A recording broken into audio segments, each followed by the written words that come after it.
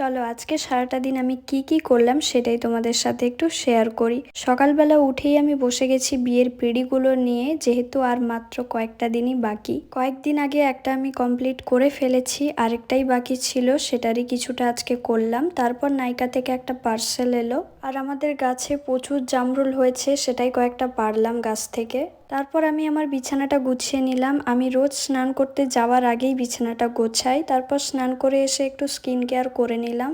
আর আজকে দুপুরের খাবারে ছিল টক ডাল, উচ্ছে ভাজা আর পটল পোস্ত। খেয়ে দিয়ে একটু ঘুমিয়ে গেছিলাম, আর বিকালে উঠে কয়েকটা জামরুল কেটে খেলাম। তারপর একটু বিকেলের দিকে বেরিয়েছিলাম, কারণ আমার কয়েকটা কাজ ছিল, আর আজকে তো প্রচুর গরম পড়েছে, কোথাও বেরোনোই যাচ্ছিল না। বেরিয়েছিলাম ঠিকই, কিন্তু যেই কাজটার জন্য গেছিলাম সেই কাজটাই হয়নি। তো যাই হোক, মন খারাপ না করে বাড়ি ফেরার সময় একটু ফুচকা খেয়ে নিলাম। তো যাই হোক, চলো আজকের মতন এতটাই, আবার দেখা হচ্ছে নেক্সট ভিডিওতে।